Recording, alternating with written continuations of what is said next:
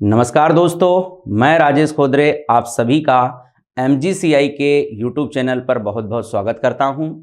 आज हम previous year paper solution लेकर आए हैं। यह पेपर हमारा 22/5/2023 डेट का है, जो कि हमारा PCMB ग्रुप का थर्ड शिफ्ट का हमारा पेपर है और इसका हमारे पास जो सब्जेक्ट है वो है केमिस्ट्री। तो आइए हम इस पेपर को आसान सरल शब्दों में किस तरीके से सॉल्व कर सकते हैं उसका यहाँ से तरीका जानने वाले हैं। तो स्टार्ट करते हैं हमारे पहले क्वेश्चन से। हमारा पहला क्वेश्चन एक मेज द कॉलम क्वेश्चन है और ये जो हमारा पहला क्वेश्चन है जिसमें हमें यहाँ पर कुछ प्यूरिफिकेशन की क्या मेथड दी गई है जिसको मेटल के लिए हमें देखना है। मतलब ये क्वेश्चन हमारा मेटलर्जी से रिलेटेड है।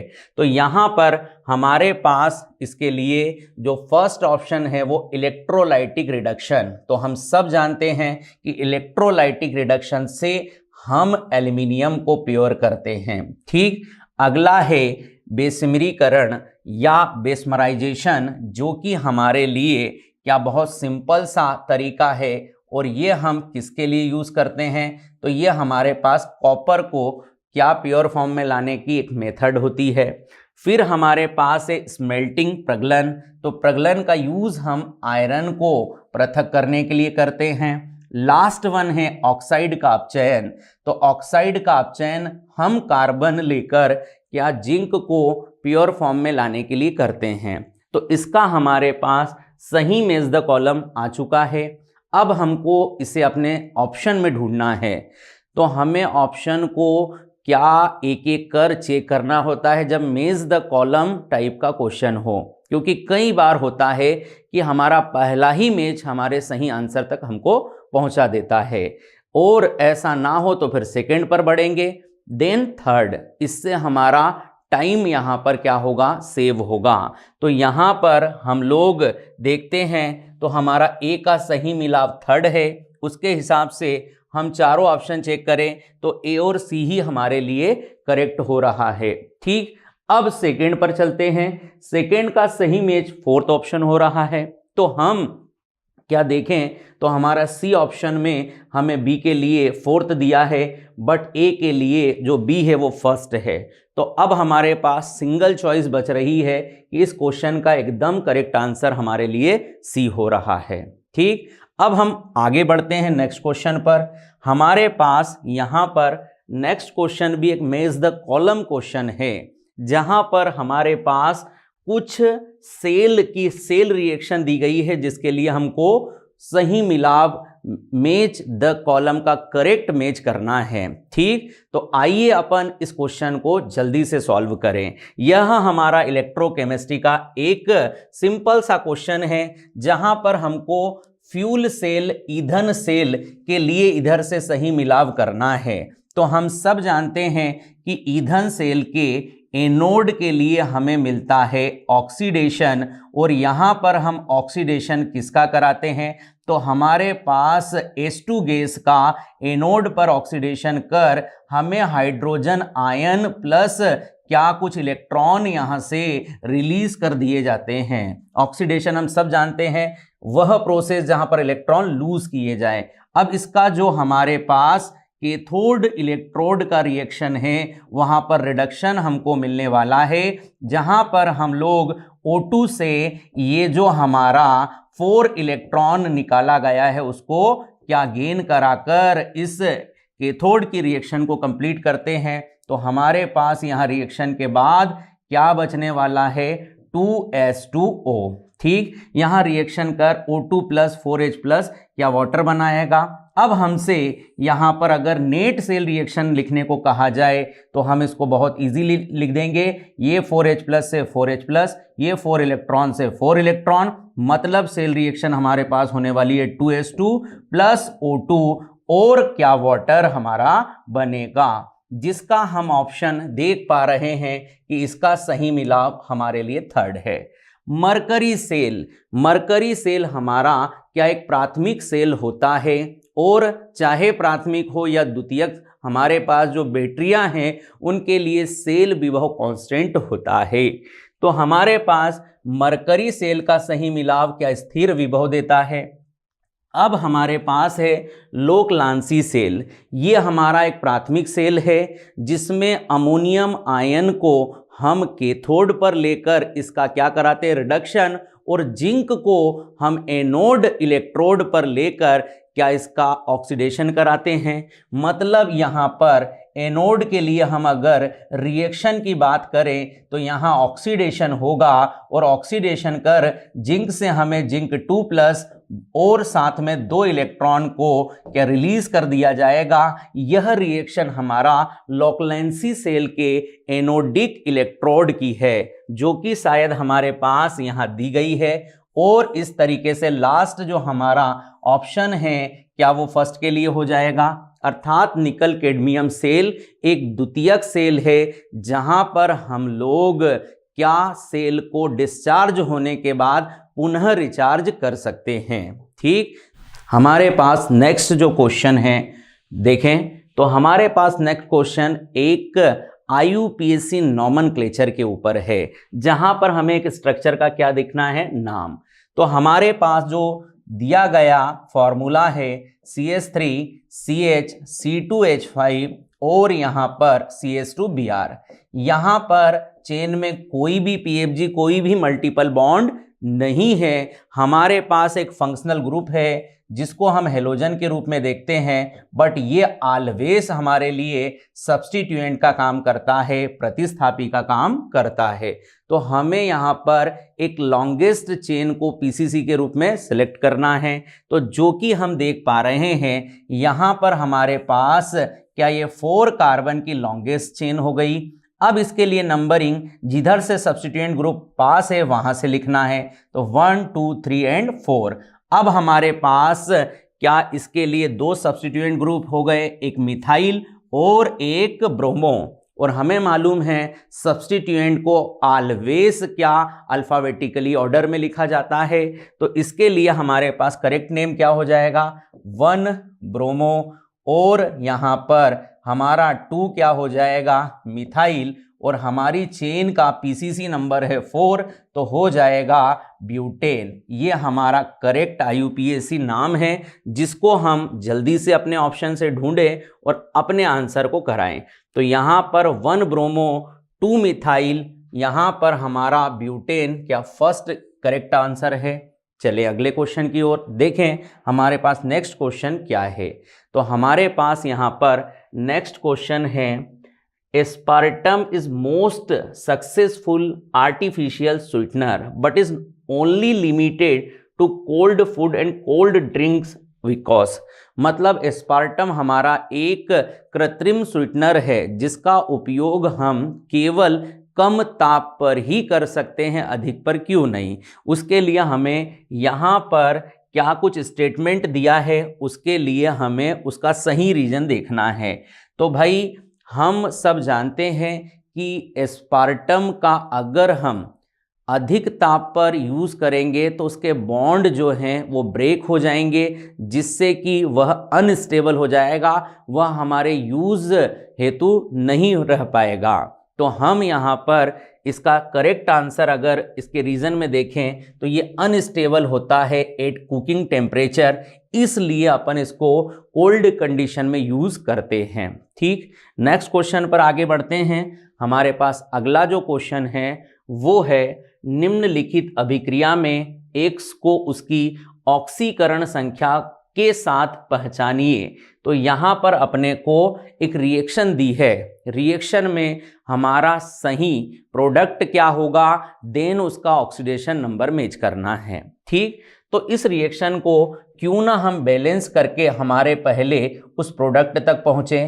तो हमारे पास 3Cl2 की रिएक्शन 6 सोडियम हाइड्रोक्साइड से कराई गई है जहाँ पर हमें प्रोडक्ट में क्या 5 मोल NaCl मिला है, साथ में हमारा क्या कोई X प्रोडक्ट और है और यहाँ पर है H2O। तो बहुत सिंपल सी रिएक्शन है, इसका क्या तरीका होना चाहिए, तो आप इसको बैलेंस कर लो। तो हमारे पास यहाँ पर क्या 3Cl2 में अर्थात 6Cl में से 5Cl का यूज हो चुका है। यहाँ पर 6 सोडियम एटम में से 5 सोडियम जो एटम है इनका क्या यूज हो चुका है, मतलब मेरे पास एक सोडियम एक क्लोरीन क्या रिमेनिंग है। और यहाँ पर मैं देख पा रहा हूँ कि 6 हाइड्रोजन और 3 ऑक्सीजन का भी यूज हो गया है, मतलब यहाँ से रिमेनिंग 3 ऑक्सीजन है, यहाँ से 1 Cl है और 1 Na है। तो हमारा जो यहाँ पर मिसिंग प्रोडक्ट है वो N क्या होने वाला है, हमारा ClO3 NaClO3 सोडियम हमारा हाइपोक्लोरेट, ये हमारा मिसिंग प्रोडक्ट है, ये तो हमने निकाल लिया। अब जल्दी से हम इसकी ऑक्सीडेशन स्टेट बना लेते हैं। तो यहाँ पर हमें मालूम है सोडियम +1 में है और यहाँ पर हमें क्या ये जो ऑक्सीजन दिख रहा है ये -2 में, तो -2 का इंटू 3 -6 में से +1 गया +5, मतलब हमारे पास इसका करेक्ट मैच आने वाला है बी। क्लियर। तो आइए नेक्स्ट क्वेश्चन पर आगे बढ़ते हैं। हमारा नेक्स्ट क्वेश्चन जो है वह है a drop of solution volume 0.05 ml contain 3.0 into 10 की power -6 mole of H+ ion if the rate constant of disappearance of H+ is 10 to the power 7 mole liter inverse second inverse, how long will be take H+ ion disappear time, मतलब मुझे विलुप्त होने में लगा समय निकालना है। ठीक, तो यहां पर हम इस रिएक्शन को देख रहे हैं, ये जीरो ऑर्डर रिएक्शन है और हमारा जो जीरो ऑर्डर या मैं कहूं शून्य कोटि अभिक्रिया के लिए सिंपल सा हमारे पास एक फॉर्मूला है जिसमें हम विलुप्त या डिसअपेरेंस होने वाले सब्सटेंस के लिए टाइम को फाइंड कर सकते हैं। तो हमारे पास यहां पर होता है x = kT, ये हमारा विलुप्त हुए पदार्थ की मात्रा, ये हमारा रेट कांस्टेंट और ये उस विलुप्त होने में लगा समय। तो इसको मैं t बराबर क्या x/k करके काउंट कर सकता हूं, बहुत इजी है। अब यहां पर आपको सबसे पहले x को फाइंड करना है, तो x के लिए आपके पास क्या मोलों का हमारे पास क्या दे रखा है, कंसंट्रेशन के लिए वैल्यू, तो यहां मोल कितना है, तो 3.0 इंटू 10 की पावर 6। अब ये मोल के लिए हम ये जो है हम कंसंट्रेशन जो विलुप्त हुआ है उसके लिए निकाल रहे हैं। यहां पर वॉल्यूम है हमारे पास 0.05, ठीक, इंटू हम इसको क्या यहां पर ml के लिए 1000 का इंटू करा दें, तो हम इसको कैलकुलेट करते हैं। तो यहां पर आप इसको इजी बनाने के लिए 30 कर लें, इंटू 10 की पावर -6 इंटू 10 की पावर 1000 के लिए 3 लिख दें और नीचे 5 इंटू 10 की पावर माइनस क्या लिख सकते हैं, 2 लिख सकते हैं। ठीक, अब इसको आप लोग कैलकुलेट कर सकते हैं। यहां पर हमारा एक पावर क्या हम और बढ़ाएंगे क्योंकि हमने 3.0 को 30 करा है, तो ये हो जाएगा -7, क्या हो जाएगा -7। अब हम इसको कैलकुलेट कर सकते हैं। यहां पर ये हमारे पास कितना होने वाला है, 6 होने वाला है और इस माइनस की पावर को ऊपर ले जाकर क्या प्लस की पावर बना दें, तो यहां पर हमारे पास 10 टू द पावर ये जो है +5 -7 को सॉल्व करोगे 6 इंटू 10 टू द पावर -2, ये हमारा कंसंट्रेशन आ गया है जो कि यहाँ पर विलुप्त हुआ है। तो हम इसकी वैल्यू को यहाँ डालें 6 इंटू 10 की पावर -2 और हमारा k का वैल्यू क्वेश्चन में 10 की पावर 7 दिया है। अगर इसको मैं सही तरीके से सॉल्व करूं, एक बार पावर को वापस हम क्या ऊपर की ओर रखते हैं, तो चिन्ह को उसके सिंबल को चेंज कर इस तरीके से हम इसको सॉल्व कर टाइम का वैल्यू दिखा सकते हैं। तो यहां पर हमारा करेक्ट आंसर होने वाला है 6 इंटू 10 की पावर -9 सेकेंड। बहुत सिंपली क्वेश्चन था, थोड़ा कैलकुलेशन उसमें ज्यादा है। तो नेक्स्ट क्वेश्चन पर आगे बढ़ते हैं। हमारे पास अगला जो क्वेश्चन है वह है कार्बिल एमीन परीक्षण क्या है।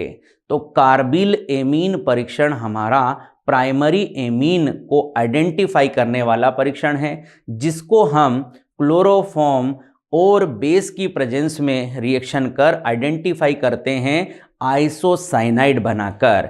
तो यहाँ पर हमें चेक करना है कि निम्न ऑप्शन में से हमारा कौन सा एक ऑप्शन प्राइमरी एमीन के लिए है। तो हमारे पास पहला है N methyl aniline. N methyl aniline में हमारे पास जो स्ट्रक्चर है वो कुछ इस तरह का है, जो कि एक सेकेंडरी एमीन को शो करता है। मतलब ए से हमारा ये टेस्ट नहीं मिलेगा। एन डाइमेथिल एनिलीन, तो हमारे पास जो है सेकेंड ऑप्शन के लिए एन मतलब हमें यहाँ पर एक टर्सरी अमाइन मिला है, जो कि एक बार फिर से हमारा करेक्ट आंसर नहीं है। सी ऑप्शन की बात करूं तो ट्राईमेथिल एमीन, मतलब ये हमारा फिर से 3 डिग्री एमीन है, जो कि ये टेस्ट हमको नहीं देगा। और लास्ट वन है पैरामेथिल बेंजील एमीन। पैरामेथिल बेंजीन एमीन, मतलब पैरा पर मेथिल है यहाँ पर, और बेंजील एमीन मतलब CH2 के साथ NH2, मतलब यहाँ पर ये 1 डिग्री अमाइन हो गया है। ये हमारे लिए क्या ये टेस्ट देगा। ठीक है, हमें सर कैसे मालूम चला कि ये प्राइमरी, सेकेंडरी और टर्सरी एमीन है। तो आप सिंपली यहाँ पर नाइट्रोजन कितने कार्बन से जुड़ा है, यह उसकी डिग्री को क्या आइडेंटिफाई करने का तरीका है। अगर नाइट्रोजन पर 1 कार्बन है 1 डिग्री, 2 कार्बन है 2 डिग्री एंड 3 कार्बन के साथ 3 डिग्री। आगे बढ़ते हैं, हमारे पास नेक्स्ट क्वेश्चन जो है वो है प्रथम कोटि अभिक्रिया का अर्धायु 25 मिनट दिया है और हमें इस अभिक्रिया के लिए वेग स्थिरांक बताना है। ठीक, ये हमारे पास क्या क्वेश्चन है। तो अब हम इसके लिए जल्दी से अपने आंसर्स को देखें। तो यहाँ पर हम सिंपल सा फॉर्मूला लगाते हैं, टी हाफ बराबर 0.693 अपॉन क्या के होता है। अब हमारे पास यहाँ पर क्या टी हाफ है और हमें क्या इसके लिए रेट कांस्टेंट निकालना है। तो रेट कांस्टेंट को लाए हम इधर 0.693 और टी हाफ की वैल्यू हमारे पास कितना है 25। ठीक, अब हम इस 25 को कैसे सॉल्व करें। तो आप यहाँ पर इसको सिंपल करने के लिए 69.3 और यहाँ पर 25 कर लो, इंटू 10 की पावर कितना कर लो ऊपर -2। आपका सॉल्यूशन यहाँ पर आ चुका है। यहाँ पर आप इसको कैलकुलेट करोगे तो ये आपका क्या 2.8 टाइम्स में कंप्लीटली कट जाएगा और इंटू 10 की पावर -2। तो आपका करेक्ट आंसर यहाँ पर हो जाएगा 2.8 into 10 to the power -2 minute inverse. ठीक, अगला क्वेश्चन हम देखते हैं। अगला क्वेश्चन हमारे पास जो है वो है glucose does not react with, और हमारे पास 4 ऑप्शन है। तो फर्स्ट ऑप्शन क्या है, कंसंट्रेटेड नाइट्रिक एसिड। हम सब जानते हैं ग्लूकोज कंसंट्रेटेड नाइट्रिक एसिड के साथ रिएक्शन कर सेकेरिक एसिड फॉर्म करता है। सेकेंड ऑप्शन है हमारे पास एसिटिक एनहाइड्राइड के साथ।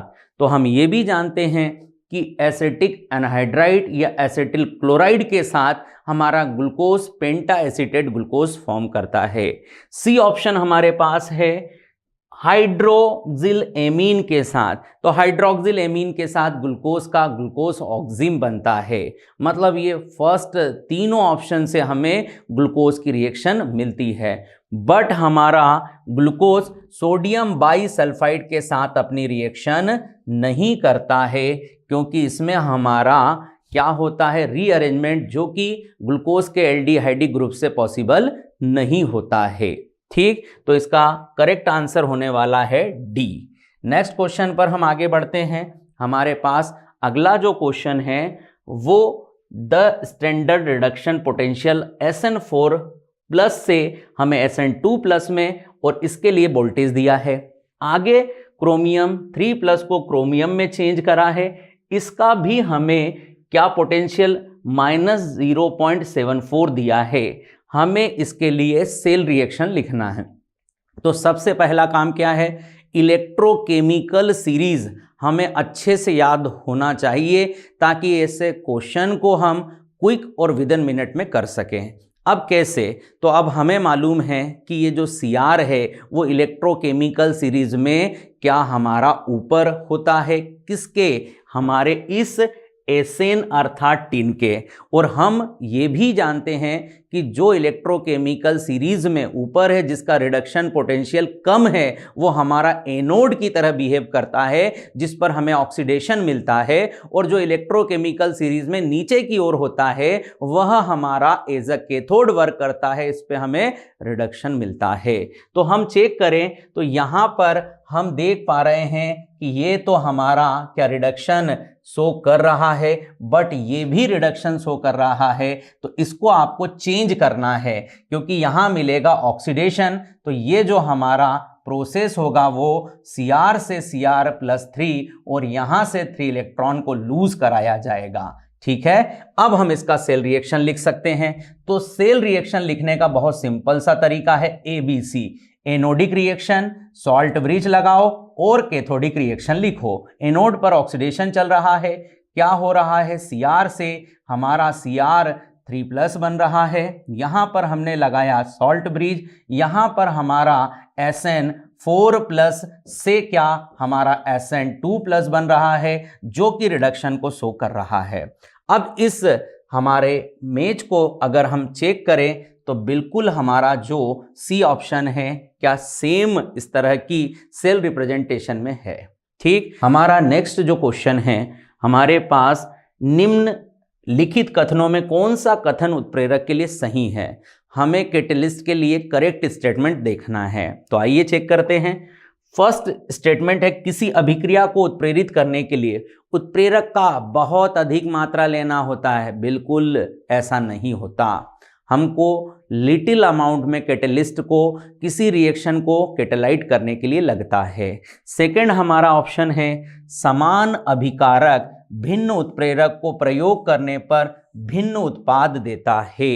बिल्कुल 100% करेक्ट स्टेटमेंट है। हमने कई ऑर्गेनिक रिएक्शन में देखा है, जैसे हम एल्कीन को KMnO4 एसिडिक मीडियम में लें तो उसका प्रोडक्ट अलग जाएगा, और वही मैं एक रिड्यूसिंग एजेंट लगाकर रिएक्शन लूं तो उसका प्रोडक्ट अलग जाएगा।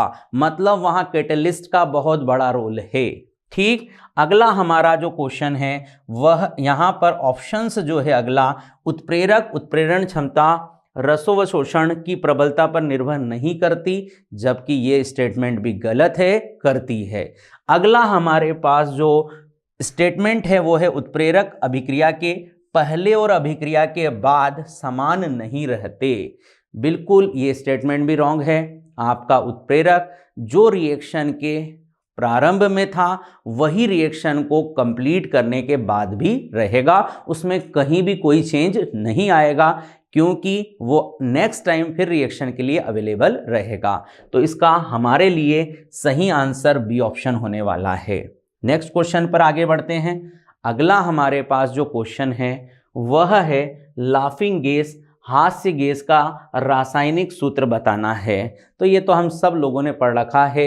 ये हमारा क्या एक नाइट्रस ऑक्साइड होता है, जो कि हमें N2O के फॉर्म में मिलता है।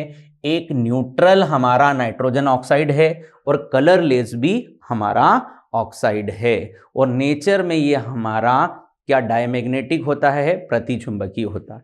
चलें नेक्स्ट क्वेश्चन पर, सिंपल सा क्वेश्चन था। अगला क्वेश्चन देखो, एथेनॉल और एसीटोन के मिश्रण को वाष्प दाब वक्र में उसके घटकों से उच्च होता है क्योंकि। अब हमारे पास राउल्ट का जो हमारा अनादर्श नॉन आइडियल सॉल्यूशन होता है, क्या वो हमको दो तरह से दिखेगा, एक पॉजिटिव डेविएशन और एक नेगेटिव। तो थोड़ा सा इसको अपन एक्सप्लेन कर लेते हैं। अब हम जब दो लिक्विड को मिलाते हैं तो उनके बीच का अट्रैक्शन अगर यहाँ पर ज़्यादा है उनके प्योर फॉर्म के अट्रैक्शन से, तो हम कहेंगे कि यहाँ पर वेपर प्रेशर कम आएगा। वेपर प्रेशर क्या आएगा, कम आएगा हमारा, और बॉइलिंग पॉइंट क्या हो जाएगा, यहाँ पर वेपर प्रेशर कम मतलब बॉइलिंग पॉइंट आएगा ज़्यादा।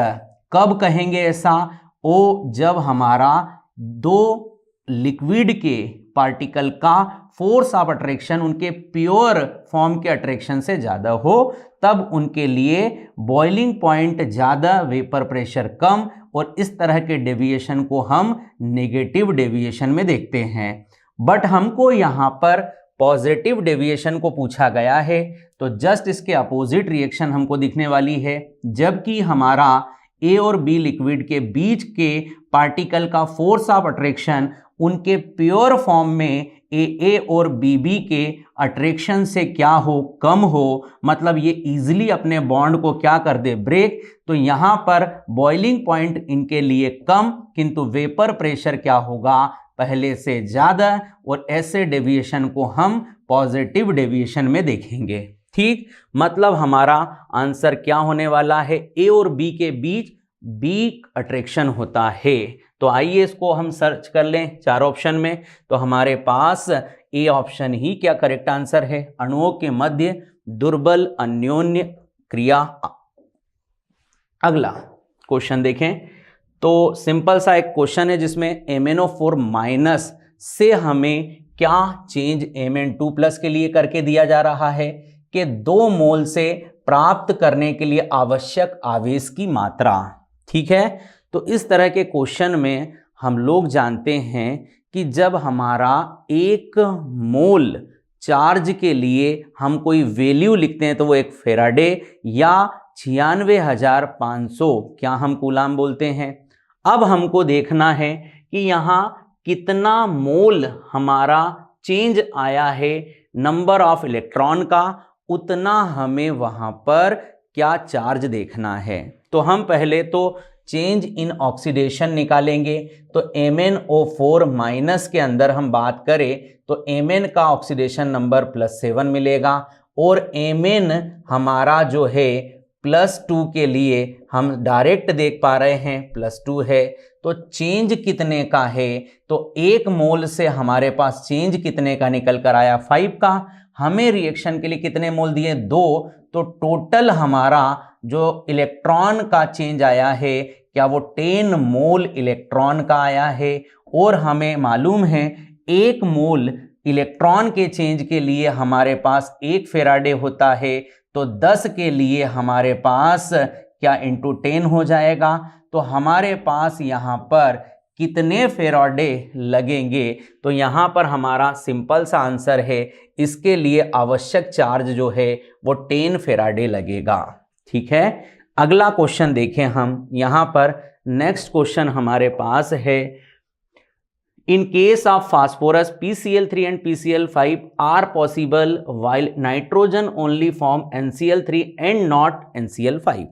नाइट्रोजन से NCl3 तो बनता है बट NCl5 नहीं बनता, बट फास्फोरस से PCl3 PCl5 दोनों बनता है। तो बहुत सिंपल सा हमारा इसका रीज़न है। नाइट्रोजन का अगर हम 7 इलेक्ट्रॉन का कॉन्फ़िगरेशन लिखें तो 1s2 2s2 2p3, यहाँ पर सेकेंड सेल में कोई d ऑर्बिटल हमारा प्रेजेंट नहीं है, मतलब कह दें कि d ऑर्बिटल क्या है, अब्सेंट है। तो ये अपनी मैक्सिमम वैलेंसी क्या 300 करेगा। बट फास्फोरस की बात करें तो फास्फोरस का इलेक्ट्रॉनिक कॉन्फ़िगरेशन है 1s2 2s2 2p6 3s2 3p3, यहाँ पर 3d हमारा प्रेजेंट है, जिसके कारण ये अपनी मैक्सिमम वैलेंसी को क्या 5 शो कर सकता है।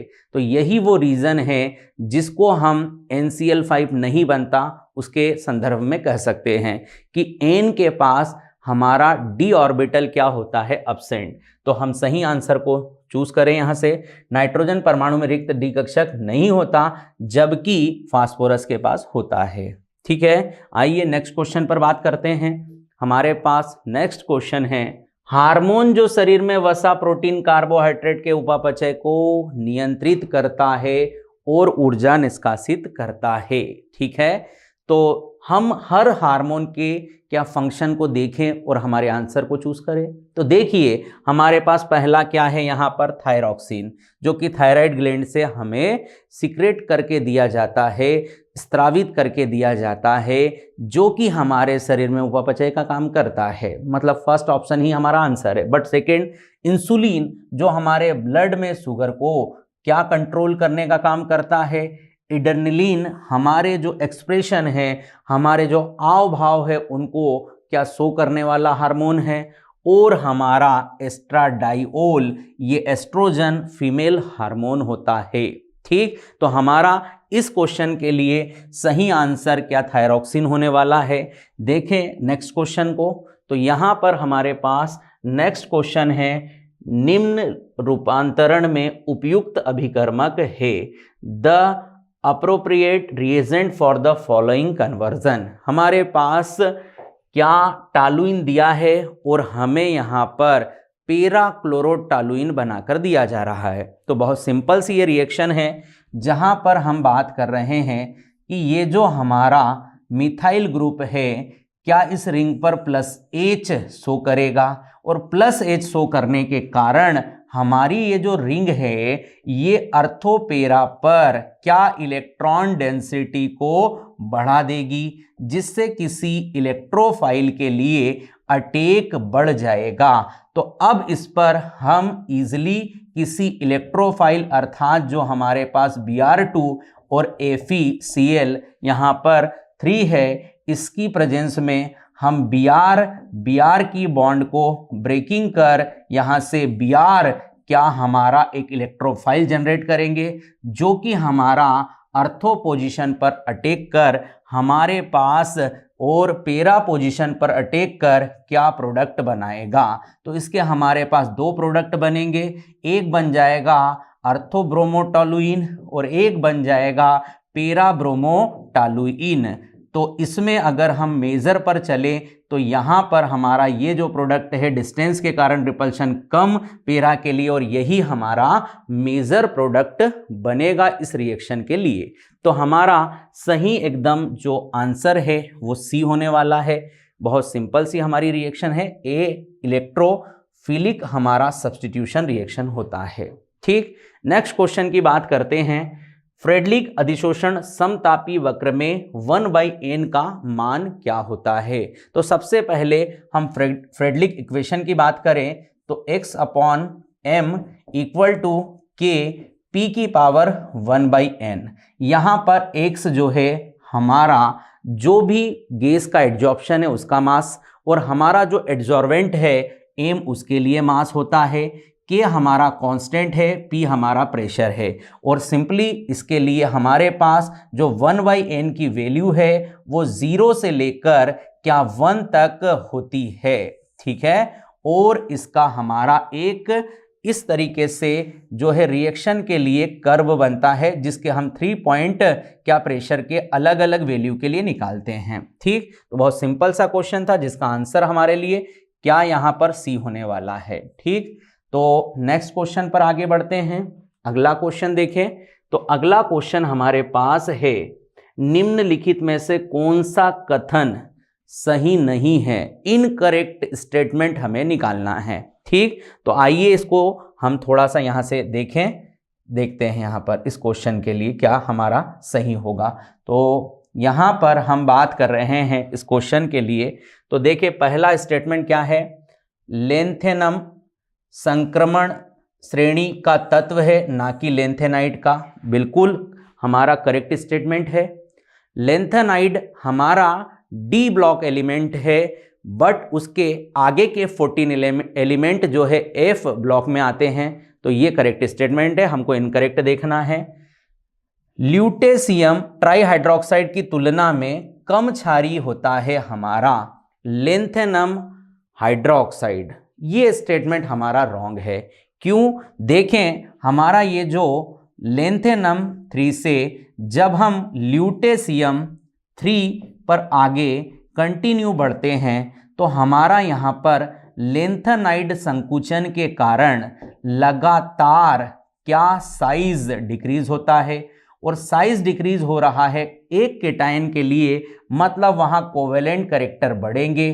तो हमारा ये जो Li हमारा LuOH का होल थ्राइस है, ये अधिक कोवेलेंट कैरेक्टर वाला कंपाउंड है, जो कि क्या इजीली डिसोसिएट नहीं होगा। मतलब ये लेंथेनम हाइड्रोक्साइड की तुलना में कम क्षारीय है, और यहाँ पर हमें क्या जो ऑप्शन दिख रहा है उसमें अपोजिट कहा जा रहा है, जो कि लेंथेनम हाइड्रोक्साइड को कम क्षारीय बता रहा है, जबकि होना क्या चाहिए था, ल्यूटेशियम हाइड्रोक्साइड कम क्षारीय है हमारे लेंथेनम हाइड्रोक्साइड के, क्योंकि वह अधिक आयनिक कैरेक्टर वाला है, इजिली डिसोसिएट होगा, अधिक क्षारीय होगा।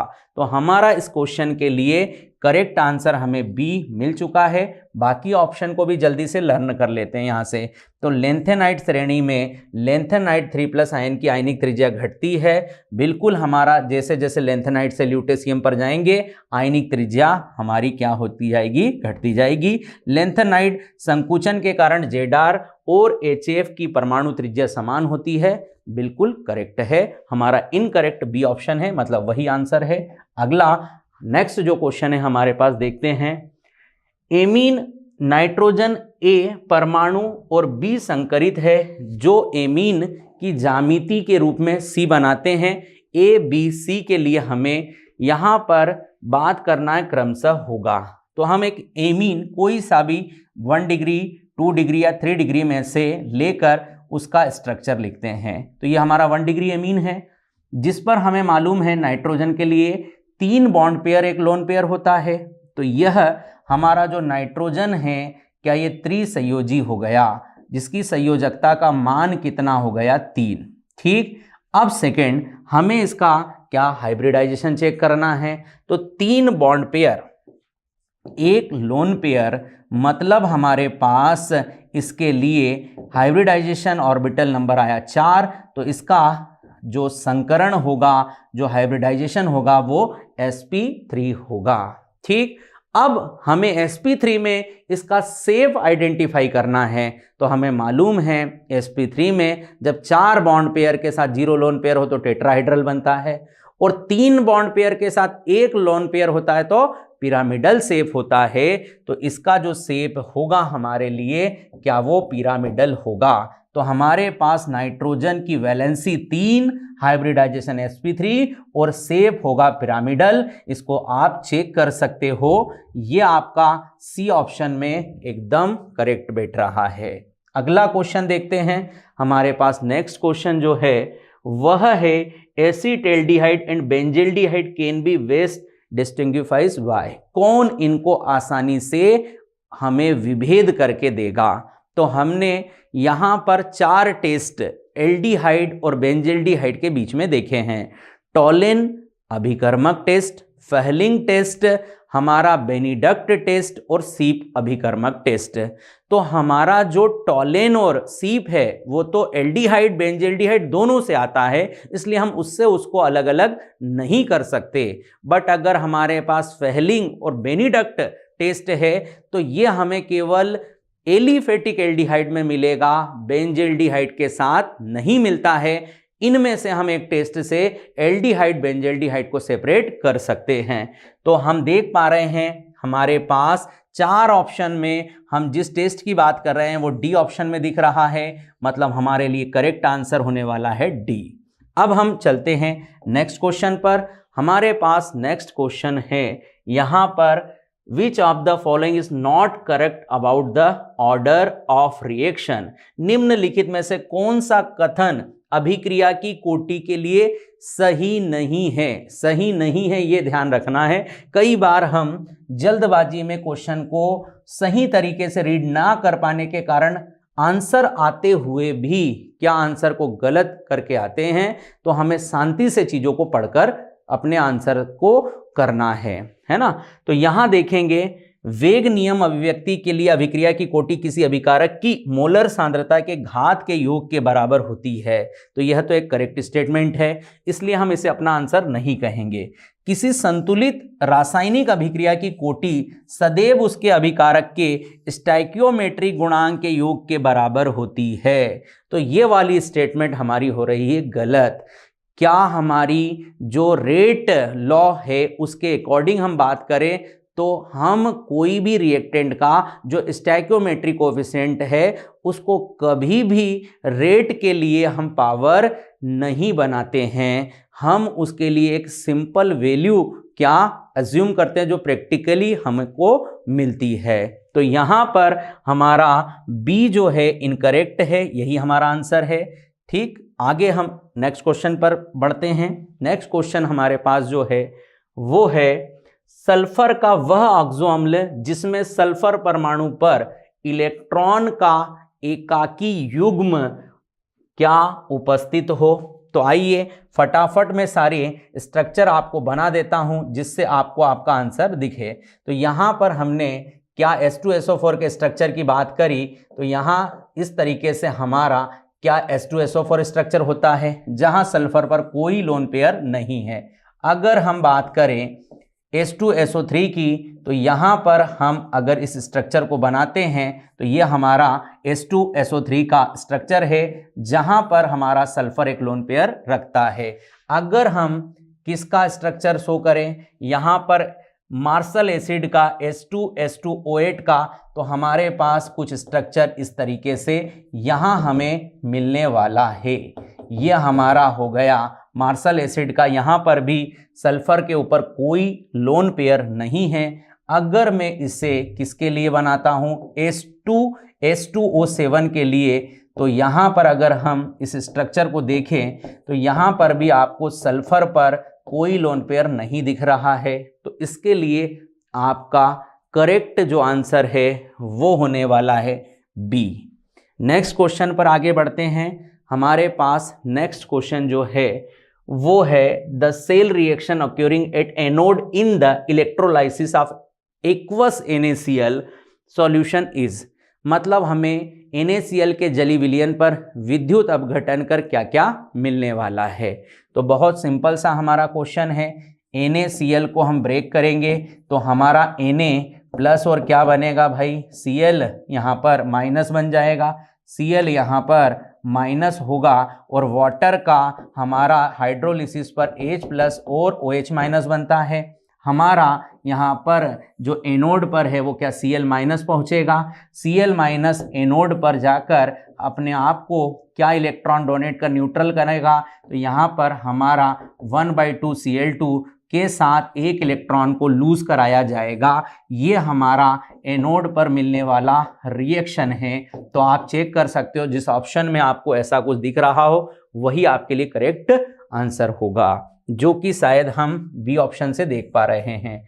नेक्स्ट क्वेश्चन पर आगे बढ़ते हैं। हमारे पास जो नेक्स्ट क्वेश्चन है वह है अमोनिया की प्रोसेस के स्टेप भी हमसे क्वेश्चन बनाकर पूछे हैं कि हम कौन सी स्टेप को सबसे पहले, फिर सेकेंड, फिर थर्ड, फिर फोर्थ। तो आइए अपन इस रिएक्शंस को देखें और इसके आंसर को सोचें। तो यहाँ पर हम लोग सबसे पहले क्या करते हैं, जो ली गई गैसें हैं उनके गैसों के मिश्रण को संपीड़ित करते हैं। सबसे पहले गैसों के मिश्रण को क्या करते हैं, संपीड़ित।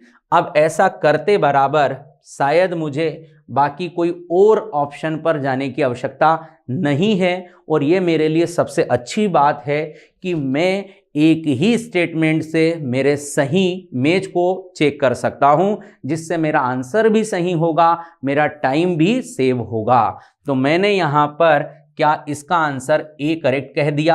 आप चाहो तो बाकी स्टेटमेंट को भी चेक कर लो। बी में हम उत्प्रेरक के ऊपर गैसीय मिश्रण को प्रभावित करते हैं, एकदम करेक्ट। फिर हमारे पास आएगा ए वाला, गैसों के मिश्रण को आपस में संघनित करा जाता है, उन पर प्रेशर लगाकर उनको पास लाकर रिएक्शन के लिए तैयार किया जाता है।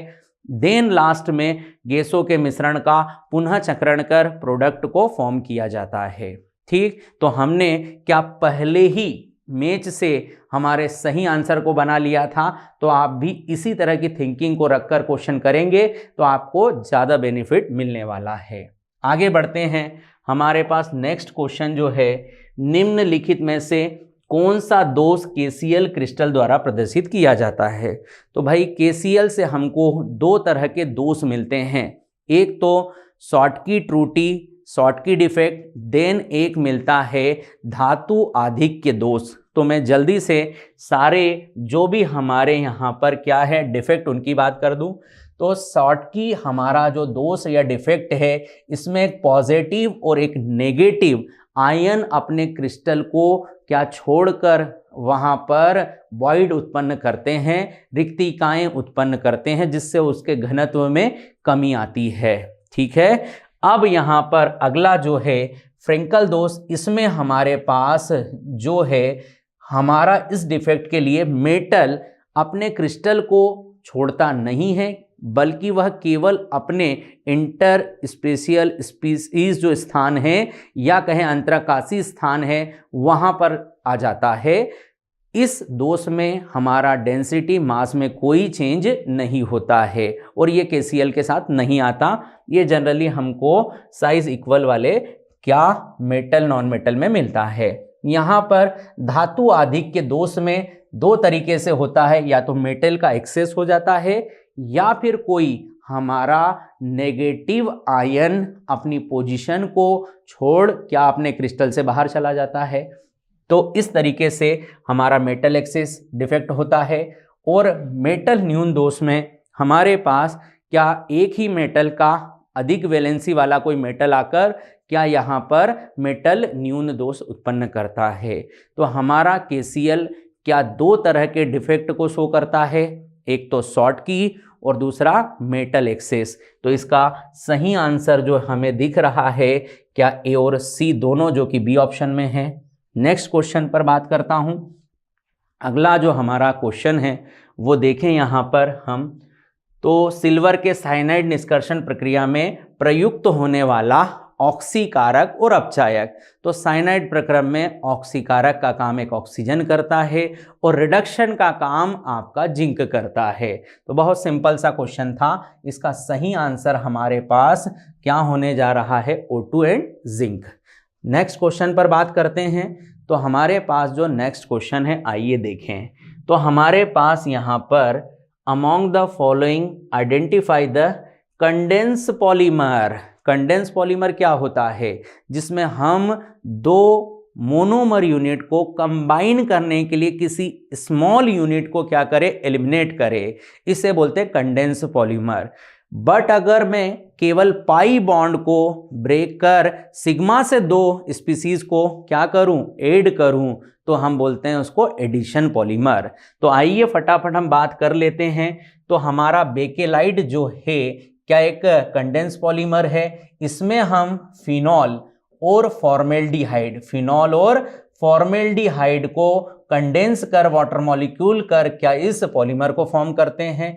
हमारे पास यहाँ पर टेफ्लॉन के लिए क्या एक एडिशन हमारा जो है क्या पॉलीमर है, जिसमें हम क्या टेट्राफ्लोरोएथीन को यहाँ पर ऐड कर, अर्थात यहाँ पर पाई को हम लोग ब्रेक कर सिग्मा से जोड़ते हैं इस पॉलीमर के लिए। हमारा मेलामाइन फॉर्मेल्डिहाइड रेजिन, जिसमें हम मेलामाइन क्या लेते हैं, मेलामाइन, और यहाँ पर मेलामाइन के साथ फॉर्मेल्डिहाइड होता है, जिसको कि क्या हम लोग कंडेंस कर क्या आपस में जोड़ते हैं। तो ये भी एक कंडेंस पॉलीमर है। हमारा नाइलोन टू नाइलोन 6 अमीनो केप्रोइक अम्ल, अमीनो केप्रोइक अम्ल, और ये हमारे पास ग्लाइसिन, कौन, ग्लाइसिन, जो कि हमारा NH2CH2COOH है, इसका एक कंडेंस पॉलीमर होता है नाइलोन 2,6, जो कि एक हमारा बायोडिग्रेडेबल पॉलीमर भी होता है। ब्यूना N ब्यूना S, इसके लिए हम स्टाइरिन और ब्यूटा 1,2 डाइन, ब्यूटा 1,2 डाइन को आपस में क्या एडिशन कर क्या ऐड कर पॉलीमर बनाते हैं। तो इन 5 ऑप्शन में हमारे पास 2 एडिशन पॉलीमर है और 3 कंडेंस है। तो कंडेंस के लिए हम हमेशा क्या कोई स्मॉल यूनिट को एलिमिनेट कराते हैं, तो वो हमारे पास बेकेलाइट में होगा, मेलामाइन फॉर्मेल्डिहाइड रेजिन में होगा और नाइलोन 2,6 में होगा। तो इसका करेक्ट आंसर होने वाला है A, C and D। Next question पर आगे बढ़ते हैं। हमारा नेक्स्ट क्वेश्चन है, a compound firms hexagonal closed packing structure, what is the number of tetrahedral bond in 0.8 मोल। तो हमें इस क्वेश्चन में सबसे पहले दिए गए मोल में एटम निकालना है, और जब एटम आ जाएगा तो हमें मालूम है कि हेक्सागोनल क्लोज पैकिंग के लिए जो हमारा नंबर ऑफ एटम है सेम नंबर में ऑक्टाहाइड्रल बॉन्ड होती है, but tetrahedral bond twice time होती है, मतलब दोगुना हमारी टेट्राहेड्रल बॉइड होती है। तो आइए अपन इस क्वेश्चन को करते हैं एससीपी के लिए। तो यहाँ पर हमारे पास मोल कितना है, 0.8 मोल। अब इसका हम एटम बनाना चाहते हैं, तो हम सब जानते हैं मोल को एटम में लाने के लिए एवोगेड्रो संख्या से मल्टीप्लाई करो।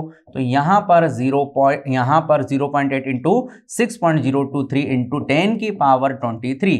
यहाँ पर हमने जब इसका इंटू किया तो 4.8 इंटू 10 टू दी पावर 23 हमारा क्या एटम आ गया। अब हम जानते हैं कि हमारे पास SCP का जो भी नंबर ऑफ एटम है उसके लिए जो टेट्राहाइड्रल बॉइड होती है वो 2 टाइम्स होती है। ठीक, तो यहाँ पर हम लोग क्या करेंगे, 2 इंटू यहाँ पर इस नंबर को इंटू करा दो 2 से, तो 4.8 इंटू 2 यहाँ पर हमारे पास क्या आंसर आ चुका है, 9.6 इंटू 10 की पावर 23 टेट्राहाइड्रल बॉइड होगा। ठीक, तो ये हमारे पास सिंपली इस क्वेश्चन का आंसर होगा। तो जो भी एटम है उसका हम ट्वाइस टेट्राहेड्रल बॉइड के लिए करते हैं। ठीक,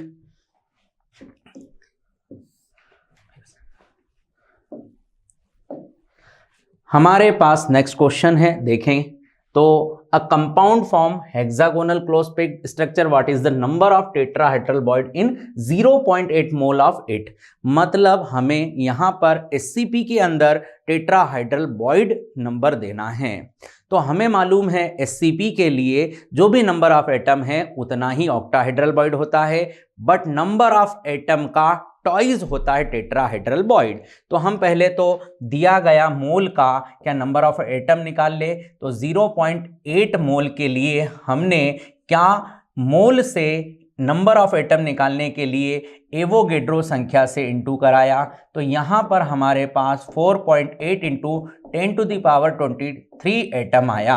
अब इस एटम से टेट्राहाइड्रल बॉइड निकालने के लिए हमें मालूम है एटम का ट्वाइस करोगे तो क्या हमारा टेट्राहाइड्रल बॉइड दिखेगा। तो यहाँ पर 2 इंटू 4.8 इंटू 10 की पावर 23 ये हमारा टेट्राहाइड्रल बॉइड आ गया। 9.6 इंटू 10 की पावर 23, मतलब हमारे पास ये जिस भी ऑप्शन के लिए आंसर होगा वही हमारा करेक्ट आंसर होगा। तो इसे हम मैच कर सकते हैं C से। ठीक, बहुत सिंपल सा क्वेश्चन था। अगर ऑक्टाहेड्रल बॉइड पूछता तो सेम नंबर ऑफ एटम के इक्वल बता देते और टोटल बोलता तो दोनों को काउंट करके बता देते। नेक्स्ट क्वेश्चन पर आगे चलते हैं। हमारे पास नेक्स्ट क्वेश्चन जो है यहाँ पर मेज the list first with second, और यहाँ पर कुछ गेस और उन गेस के लिए हेनरी कांस्टेंट वैल्यू दी गई है। तो हमारा हेनरी कांस्टेंट क्या है भाई, तो अपन पहले उसका जो फॉर्मूला हमारे पास है P बराबर क्या हेनरी कांस्टेंट इंटू यहाँ पर हम लोग X, जो कि हमारे पास वाटर के अंदर जो भी डिसॉल्व गैस है उसका मोल फ्रिक्शन है, यहाँ पर प्रेशर हेनरी कांस्टेंट। तो हमने इस रूल में क्या देखा कि जितना ज़्यादा किसी गैस के लिए हेनरी कांस्टेंट वैल्यू होती है उस गैस की सॉल्युबिलिटी उतनी कम होती है। ठीक, जिसका हमारे पास एक ऑर्डर होता है, जिसकी अगर हम बात करें तो हमारे पास हीलियम के लिए सबसे ज़्यादा हेनरी कांस्टेंट होता है हीलियम गैस के लिए। इसके बाद अगर हम बात करते हैं तो N2, फिर बात करते हैं O2, फिर बात करते हैं आर्गन, फिर बात करते हैं मीथेन और फिर बात करते हैं CO2। तो सबसे ज़्यादा हेनरी कांस्टेंट हमारे पास किसका होता है, तो वो है हीलियम गैस का। और हमारा हेनरी कांस्टेंट से सॉल्युबिलिटी ऑफ गैस जो है लिक्विड के अंदर क्या इन्वर्सली प्रोपोर्शनल होती है, बट ये जो हमारा हेनरी कांस्टेंट होता है ये टेम्परेचर के क्या हमारा डायरेक्टली प्रोपोर्शनल होता है। कहने का मतलब ये है कि जिस गैस के लिए KH वैल्यू ज़्यादा होगी उसके लिए हमारे पास सॉल्युबिलिटी कम होगी। ठीक, और अगर हम टेम्परेचर को बढ़ाएंगे तो हमारा हेनरी कांस्टेंट बढ़ेगा, सॉल्युबिलिटी कम हो जाएगी। तो अब हमको यहाँ पर इसका सही मैच करना है। तो सबसे अगर हम लोग यहाँ पर क्या, यहाँ CO2 आएगा, यहाँ पर हम सबसे कम केज किसी गैस के लिए देखते हैं तो वो CO2 का है। अब आप इससे चाहो तो अपने मैच द कॉलम को सर्च कर सकते हो। तो यहाँ पर हमारे पास डी का फर्स्ट हम देख रहे हैं, दो ए और बी ऑप्शन में है, मतलब हमको और भी गैसों का मैच करना है। तो हमें मालूम है हीलियम का सबसे ज्यादा होता है, मतलब बी के लिए हमारे पास ए ऑप्शन का, मतलब ए जो है उसके लिए सेकंड ऑप्शन का होना यहां हमारे लिए सही मैच होगा। तो हम देख पा रहे हैं ए का सेकंड यहां पर है, ठीक, और यहां पर डी का फर्स्ट और डी का फर्स्ट, मतलब ये दो मैच से हमारा सही आंसर अभी हमें नहीं मिला। अब हम N2 पर आते हैं। तो N2 का कम टेम्परेचर पर हेनरी कांस्टेंट कम होगा, टेम्परेचर बढ़ाने पर हेनरी कांस्टेंट ज्यादा होगा। तो यहां पर अगर 293 केल्विन पर अगर मुझे इस N2 का हेनरी कांस्टेंट वैल्यू देखना है तो ये होगा। तो अब चेक करते हैं। तो यहां पर अब हमारे पास जो C के लिए थर्ड और यहां C के लिए फोर्थ, मतलब A एकदम करेक्ट हमारा आंसर है। तो कैसे मैंने इस क्वेश्चन को किया समझ में आया। हमारे पास एक केज का क्या प्रैक्टिकली वैल्यू दिया गया है, जिसको हम लोग याद करके रखेंगे तो हम किसी भी मैच द कॉलम टाइप के क्वेश्चन को बड़े इजीली यहां पर मैच कर सकते हैं, ठीक। तो सबसे ज्यादा सॉल्युबिलिटी कार्बन डाइऑक्साइड की और सबसे ज्यादा हेनरी कांस्टेंट हमारे हीलियम गैस का होता है। नेक्स्ट क्वेश्चन पर आगे बढ़ते हैं। हमारे पास नेक्स्ट क्वेश्चन है basic hydrolysis of ester product. तो हमारे पास एस्टर है भाई RC डबल बॉन्ड OOR। इसका हम दो तरह से हाइड्रोलिसिस करा सकते हैं, एक एसिडिक मीडियम देन एक बेसिक मीडियम। हमसे क्वेश्चन में बेसिक पूछा है, तो बेसिक के साथ आपका कार्बोक्सिलेट आयन एंड क्या यहां पर एल्कोहल फॉर्म होता है। बट अगर हम इसका एसिडिक मीडियम में हाइड्रोलिसिस कराएं तो एक तो एसिड फॉर्म होगा और हमारे पास एक होगा अल्कोहल। क्लियर। तो हमारे पास अब जिस भी तरह का हाइड्रोलिसिस हो हम उस तरह का प्रोडक्ट कहेंगे। तो यहां पर हमारा बेसिक है तो कार्बोक्सिलेट आयन और अल्कोहल, मतलब सही आंसर है कार्बोक्सिलेट आयन। नेक्स्ट क्वेश्चन पर आते हैं। हमारे पास जो नेक्स्ट क्वेश्चन है वो है C3H6O टॉलेन अभिकर्मक के साथ सिल्वर दर्पण नहीं बनाता लेकिन हाइड्रोक्सिल एमीन के साथ ऑक्सिम देता, यह सक्रिय परीक्षण दे सकता है। तो हम सब जानते हैं कि हमारा एल्डिहाइड और कीटोन में एल्डिहाइड के लिए टॉलेन, फेहलिंग, बेनिडक्ट और सिप अभिकर्मक टेस्ट लगाए जाते हैं, बट इन चारों को कीटोन से हम ऑब्टेन नहीं करते हैं। बट अगर हम बात करें हाइड्रोक्सिल एमीन की रिएक्शन की तो एल्डिहाइड कीटोन दोनों ही ऑक्सिम बनाते हैं। मतलब यहां हमारे पास ये जो मॉलिक्यूलर फॉर्मूला दिख रहा है क्या ये हमारा एक कीटोनिक ग्रुप के लिए होगा, और हमें मालूम है इसके साथ हमारा क्या ऑक्सिन तो बनेगा, क्योंकि मैं इसके लिए इसकी रिएक्शन हाइड्रोक्सिल एमीन से कराता हूं। यहां से वाटर हटाकर क्या इनका इस तरीके से ऑक्सिम बना सकता हूं, पर ये टॉलेन के साथ अपना टेस्ट नहीं देंगे क्योंकि वह एल्डिहाइडिक टेस्ट होता है। बट ये हमें कंफर्म है कि अगर इन चार ऑप्शन में से किसी टेस्ट को हम कीटोन से देख सकते हैं तो वो आइडोफॉर्म टेस्ट है।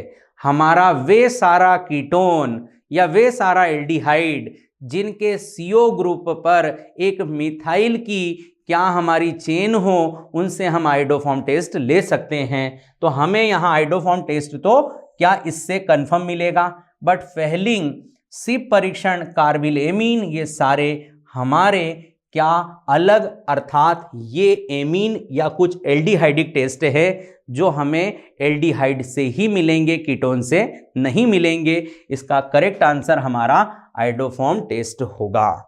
नेक्स्ट क्वेश्चन पर आगे बढ़ते हैं। हमारे पास नेक्स्ट क्वेश्चन है डी ग्लूकोज का हाइड्रोक्सिल एमीन के साथ क्रिया करके ऑक्सिम बनता है, ऑक्सिम की सही स्ट्रक्चर।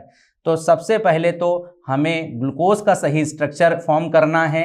6 कार्बन की एक स्ट्रेट चेन होती है जिसमें हमारे पास कुछ इस तरह की ग्लूकोज के लिए अरेंजमेंट होती है, जिसको हम पहले यहाँ पर क्या लिखने वाले हैं। अब हम इसकी रिएक्शन किससे कराएं, हाइड्रोक्सिल एमीन जो कि NH2OH होता है। दोनों रिएक्शन कर यहाँ से वाटर को अलग कर ग्लूकोज ऑक्सीजन फॉर्म करेंगे। मतलब अब हमारा डबल बॉन्ड यहाँ पर NaOH और यहाँ H, बाकी हम एज इट इज जोड़कर क्या इसका प्रोडक्ट बनाएंगे। तो ये वाला प्रोडक्ट हमको जिस ऑप्शन में दिखेगा वह हमारा करेक्ट आंसर होगा। तो आप चेक करेंगे तो ये वाला डी ऑप्शन एकदम करेक्ट हमें नजर आ रहा है। बाकी में हमारे हो सकते हैं ग्लूकोज के क्या समावयव फॉर्म हो, ग्लूकोज ना हो। तो हमें हर कार्बन की अरेंजमेंट से ग्लूकोज को आइडेंटिफाई कर रिएक्शन से उसका प्रोडक्ट बनाना है। अगला नेक्स्ट क्वेश्चन है, निम्नलिखित एमिनो को उनसे संबंधित गैसीय प्रवस्था के लिए क्षारीयता के बढ़ते क्रम में, ये बहुत इंपॉर्टेंट है। आपको देखना है कि आपके अमाइंस के लिए गैसीय स्टेट बोला जा रहा है या उसका एक्वस सॉल्यूशन, क्योंकि हर जगह इसका जो बेसिक स्ट्रेंथ का ऑर्डर है वो डिफरेंट होगा, क्योंकि इसमें बहुत सारे फैक्टर क्या लिक्विड सॉल्यूशन के लिए लगेंगे। इसलिए आपको ध्यान से सारे क्या इसके ऑर्डर देखना है। अगर हमारे पास गैसीय स्टेट में पूछे तो बहुत इजी है, 3 डिग्री अमाइन सबसे ज्यादा बेसिक नेचर का होगा, देन 2 डिग्री अमाइन होगा, फिर 1 डिग्री होगा और देन लास्ट में हमारा अमोनिया होगा। क्लियर। पर यही चीज जली विलयन में पूछी जाती और हमारे पास इसके लिए R का जो मिथाइल ग्रुप है वो CH3 होता या R के लिए जो अल्काइल ग्रुप होता वो इथाइल होता, तो हमारे पास ऑर्डर क्या इस तरीके से हमें सोचना है, क्योंकि ये भी आपको हो सकता है नेक्स्ट एग्जाम के लिए क्वेश्चन में आए। तो मैं यहाँ इन चीजों को भी आपके सरल करने के लिए यहाँ पर बता रहा हूँ। ठीक। अगर हमारा जली विलयन में 1 डिग्री, 2 डिग्री, 3 डिग्री या अमोनिया में बेसिक स्ट्रेंथ ऑर्डर पूछे तो हमें अल्काइल मिथाइल दे, तब 2 डिग्री सबसे ज्यादा, देन 1 डिग्री फिर कम, फिर 3 डिग्री, देन अमोनिया। पर यही अल्काइल ग्रुप इथाइल बनाकर दे तो हमें ऑर्डर को फिर से चेंज करके 2 डिग्री को सबसे ज्यादा, फिर 3 डिग्री, फिर 1 डिग्री, देन हमारा अमोनिया। तो ये इस तरीके से हमें क्वेश्चन को सोचना है। यहां पर हमारा गैसीय स्टेट में कोई सा भी अल्काइल ग्रुप दे दे, ऑर्डर 3 डिग्री सबसे ज्यादा बेसिक स्ट्रेंथ, फिर 2 डिग्री, फिर 1 डिग्री, देन हमारा होगा अमोनिया। तो हमारा इसके हिसाब से जो सही आंसर है वो बी है। नेक्स्ट क्वेश्चन पर बात करते हैं। नेक्स्ट क्वेश्चन हमारे पास जो है वो है, किसी विद्युत अपघट्य की मिलीमोल प्रति लीटर में आवश्यक न्यूनतम सांद्रता जो सॉल्ट को 2 घंटे में स्कंदित करने के लिए आवश्यक हो। तो किसी भी हमारा कोलाइड विलयन है उसका हमको कोएगुलेशन कराना है, स्कंदन कराना है, तो हम उसके लिए इलेक्ट्रोलाइट को मिलाकर जब 2 घंटे तक रखकर उसका कोएगुलेशन कराते हैं उसे हम स्कंदन मान, कोएगुलेटिंग वैल्यू या फ्लक्चुएशन वैल्यू कहते हैं। बहुत सिंपल सा क्वेश्चन था, थ्योरेटिकल क्वेश्चन है, ए आंसर है इसका। हमारे पास जो नेक्स्ट क्वेश्चन है, देखें थोड़ा लेंदी दिख रहा है पर इसको सरल बनाने की कोशिश करते हैं। यहां पर हमको एक अल्काइन हैलाइड जिसका आणविक सूत्र C5H11Br दिया गया है, जिसका बी हाइड्रोहेलोजनीकरण कर एक एल्कीन C5 एस्टेन मिला है, जिसके 2 समावयव XY है, जिनका ओजोनी अपघटन कर हमारे पास ये कई तरह के कार्बोनिल कंपाउंड बने हैं।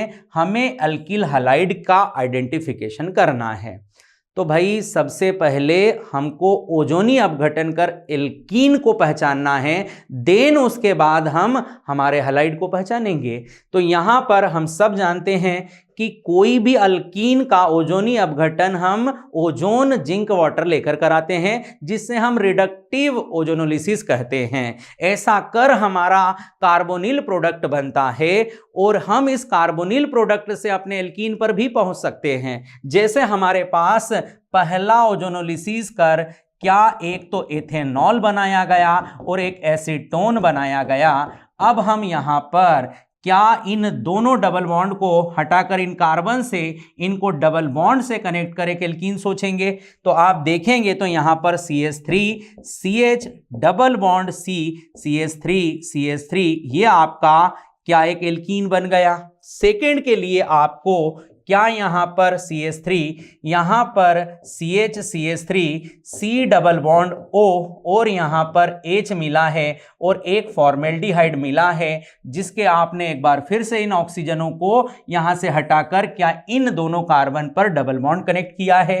तो अब आपका यहां से जो एल्कीन बन रहा है क्या वो कुछ इस तरह का आपका एल्कीन बन रहा है।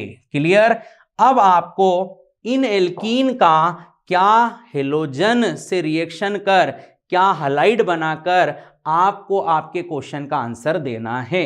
तो हमें मालूम है कि यहां पर हम लोग हेलोजन को किस कार्बन पर लगाएंगे जहां पर नंबर ऑफ हाइड्रोजन क्या है कम है, और हम उस पर लगाकर क्या हम इसका यहां पर जल्दी से अपने हलाइड का नाम सोचेंगे। तो हमने सेकेंड कार्बन पर क्या लगाया Br लगाया और फिर हम इसके लिए यहां पर नंबरिंग कराएंगे। तो 2 ब्रोमो हमारे पास क्या आ जाएगा। यहां पर अगर आप सोचो जरा जल्दी से कि यहां हम इसकी HBr से रिएक्शन कराएं तो क्या हमारे पास कम वाले मतलब इस वाले पर Br को और इसका हम सब्स्टिट्यूट कराकर क्या यहां लाएंगे, और इस तरीके से अगर हम इस क्वेश्चन के लिए सही आंसर पर जाएं तो हमारे पास क्या हो जाएगा 2 ब्रोमो यहां पर 3 methyl butane 2 bromo 3 methyl butane. Clear. यह हमारा करेक्ट आंसर होने वाला है इस क्वेश्चन के लिए। ठीक। अब अगले क्वेश्चन पर जाते हैं। अगला क्वेश्चन जो हमारे पास है वो है निम्नलिखित विद्युत अपघट्यों में किस यौगिक का Skandan AgI Ag plus sol के लिए हमारे पास अधिकतम होगा। तो हमें यहाँ पर क्या ये कोलाइड विलियन चैप्टर से क्वेश्चन आया है और एक पॉजिटिव कोलाइड सॉल का स्कंदन सबसे ज्यादा हमें किस इलेक्ट्रोलाइट से मिलेगा, ये हमारा क्वेश्चन हमसे पूछ रहा है। तो सिंपल सा हमारे पास एक क्या रिलेशन है जहां पर हम लिखते हैं स्कंदन क्षमता कोएगुलेशन पावर डायरेक्टली प्रोपोर्शनल होता है किसका संयोजकता का। तो जिसके पास संयोजकता ज्यादा होगी उससे हमें कोएगुलेशन ज्यादा मिलेगा। तो हम इसको ब्रेक कर लेते हैं। ये हमारा पॉजिटिव है, हमें नेगेटिव आयन का चार्ज देखना है। तो यहाँ सल्फर -2 है, यहाँ पर PO4 3- मिलेगा, यहाँ पर SO4 2- मिलेगा, यहाँ Cl-। हमें कोई भी इलेक्ट्रोलाइट में क्रिस क्रॉस कर पॉजिटिव नेगेटिव आयन के लिए चार्ज से उसका वैलेंसी चेक करना है। ठीक है। तो हम देख पा रहे हैं बी ऑप्शन के लिए हमारे पास नेगेटिव आयन के लिए संयोजकता वैलेंसी सबसे ज्यादा है, मतलब इसका कोएगुलेशन सबसे ज्यादा होगा। तो इसका करेक्ट आंसर हमारे पास क्या होगा बी। अगला क्वेश्चन देखें तो यहां पर हमारे पास जो नेक्स्ट क्वेश्चन है वो है निम्नलिखित रासायनिक अभिक्रिया में कौन कीटोन उत्पन्न नहीं करता। तो हमें मालूम है कि अगर हम अल्काइन पर क्या कराएं जलयोग तो वहां से एल्डिहाइड कीटोन दोनों को ऑब्टेन कराया जाता है। देन प्रतिस्थापित एल्कीन का ओजोनीकरण यहां से भी हम एल्डिहाइड कीटोन दोनों ऑब्टेन करा सकते हैं। थर्ड रिएक्शन जो है ग्रिग्नार्ड अभिकर्मक के साथ नाइट्राइड की रिएक्शन, यह भी हमें क्या कीटोन और हमारे पास क्या एल्डिहाइड दोनों को फॉर्म करा सकती है। बट हमारे पास जो लास्ट रिएक्शन है स्टीफन, ये केवल हमारे क्या एल्डिहाइड को फॉर्म करती है, जिसको हम साइनाइड के साथ क्या SnCl2 और H2 का अपचयन कर अमाइन फॉर्म करते हैं, और इस अमाइन का हाइड्रोलिसिस कर क्या केवल एल्डिहाइड को फॉर्म किया जाता है। यहां से कीटोन नहीं मिलेगा, मतलब करेक्ट आंसर हमारा होगा डी। ठीक। अगले क्वेश्चन पर बढ़ते हैं। अगला नेक्स्ट क्वेश्चन जो हमारे पास है निम्नलिखित में से कौन सा डाल्टन के आंशिक दाब नियम का व्यंजक नहीं है। तो डाल्टन का आंशिक दाब नियम क्या कहता है भाई, कि कोई भी दो द्रवों का आंशिक दाब का योग उस विलयन के कुल दाब के बराबर होगा। मतलब दो द्रवों के लिए बात चल रही है। तो यहां पर हमारे पास ए ऑप्शन में दो द्रवों का आंशिक दाब योग कर आंशिक दाब दिया गया है विलयन के लिए कुल दाब के बराबर, जो कि सही ऑप्शन है। फिर हमारे पास सेकेंड वाले ऑप्शन में केवल एक ही द्रव को या कहें कि प्योर सॉल्वेंट को लेकर क्या विलयन का हमारे पास कुल दाब बताया जा रहा है। मतलब यहां पर डाल्टन का नियम फॉलो नहीं हो रहा है। तो हमारा करेक्ट आंसर होगा बी। नेक्स्ट क्वेश्चन पर चलते हैं। हमारे पास एक नेक्स्ट क्वेश्चन जो है एक आंसर पैसेज के फॉर्म में दिया गया क्वेश्चन है।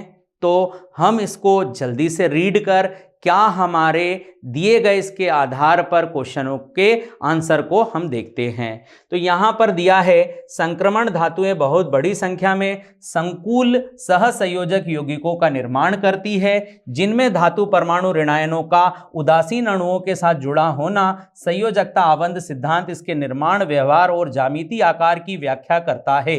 जबकि क्रिस्टल क्षेत्र सिद्धांत केंद्रीय धात्विक परमाणु आयन डी कक्षीय ऊर्जा विभिन्न क्रिस्टल क्षेत्र के प्रभाव पर संवरांश करने की व्याख्या को करता है।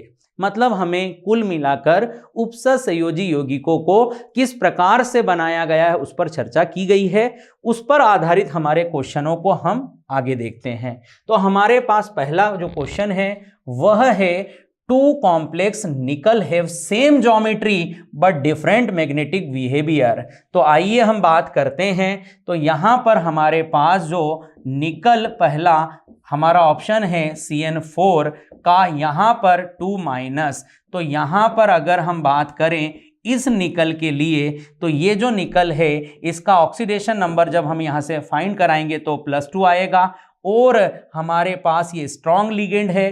तो स्ट्रॉन्ग लिगेंड है तो हम इस निकल 2+ का जो कॉन्फ़िगरेशन लिखेंगे वो होगा आर्गन यहां पर 3D8 और हमारा यहाँ पर 4s के अंदर 0 और यहाँ 4p भी 0 रहेगा। तो D के 8 इलेक्ट्रॉन को जब हम यहाँ पर अरेंज करेंगे तो कुछ इस तरह से हमें अरेंजमेंट मिलेगा, जिसको क्या हम लोगों को स्ट्रॉन्ग लिगेंड क्या पेयरिंग कर यहाँ पर इस ऑर्बिटल में डालेगा। तो हम इसके लिए फॉर कोऑर्डिनेशन नंबर देख रहे हैं। तो इसका हमारे पास जो हाइब्रिडाइजेशन होगा वो हो जाएगा DsP2। ठीक, यहां पर हमारे पास